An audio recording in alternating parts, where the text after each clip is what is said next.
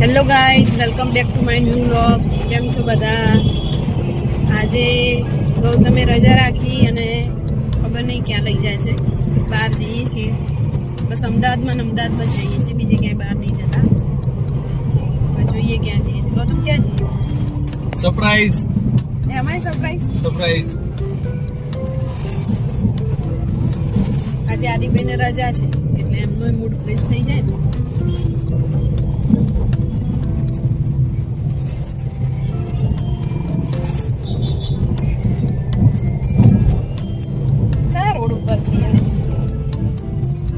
Godrej garden city થી new રાણી. Godrej garden city guys, ત્યાંથી અમે ન્યૂ રાણી બાજુ જઈ રહ્યા છીએ. આજે જ્યાં જોઈએ ત્યાં કામ જ ચાલુ. બધા સુભાષ બ્રિજ ઉપર તો ટ્રાફિકના કારણે અહીંથી લીધે. ત્યાં શું પેલો સુભાષ બ્રિજ તૂટેલો છે, એના કારણે રસ્તો બંધ છે. ડાયવર્ઝન આપેલું છે એટલે આખો રાઉન્ડ ફેવરિંગ લે છે.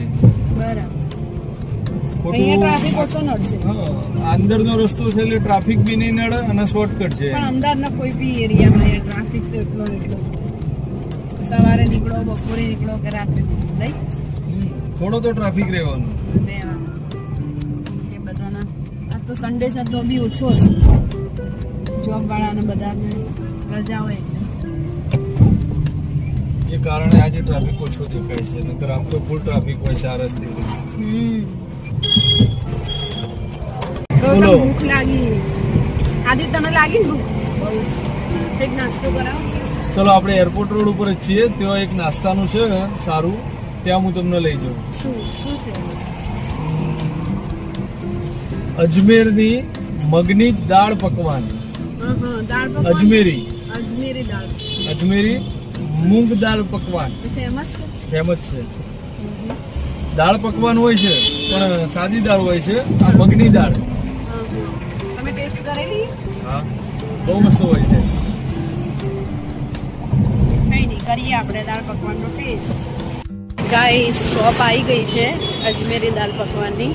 શોપ નાની જ છે પણ આનો ટેસ્ટ બહુ સરસ છે. તો આ ભાઈના ત્યાં દાળ પકવાન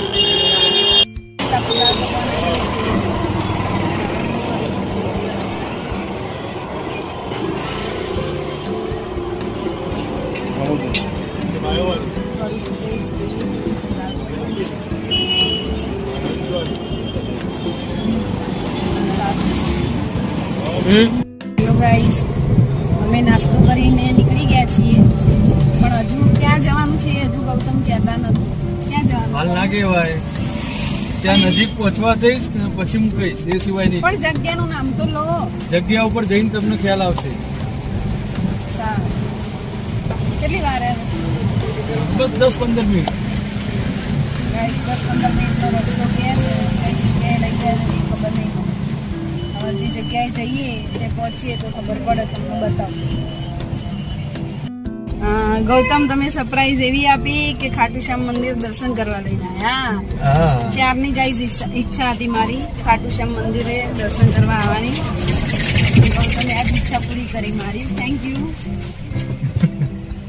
એટલા માટે જ મેં નતું કીધું કે આની બહુ ઈચ્છા હતી દર્શન કરવાની, એટલે કીધું આજે એને કહેવું નથી, ડાયરેક્ટ લઈ જવું. હા ગાઈઝ, કેટલા ટાઈમથી ઈચ્છા હતી કે ખાટુ શ્યામ મંદિર દર્શન કરવા છે. ગાઈઝ, અમે પહોંચી ગયા છીએ ખાટુ શ્યામ મંદિર. જો તમને બતાવું, ખાટુ શ્યામ મંદિર પહોંચી ગયા.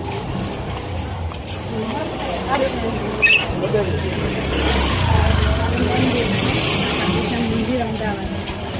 ગાઈઝ, આ મંદિર અમદાવાદના બાપુનગર વિસ્તારમાં આવ્યું છે. જો તમારા બી દર્શન કરવા હતા અહીંયા અમદાવાદ બાપુનગરમાં ખાટુ શ્યામના મંદિરે તમે દર્શન કરવા આવી શકો. બાબા તમારી દરેક મનની ઈચ્છા પૂરી કરશે.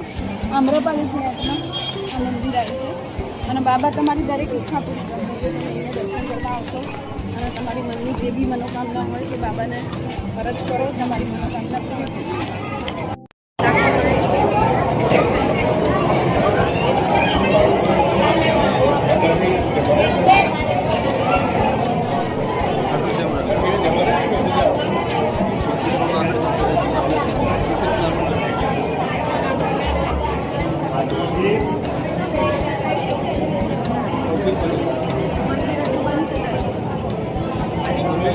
મંદિર ગાઈઝ 5-10 મિનિટમાં પણ કરી દઈએ.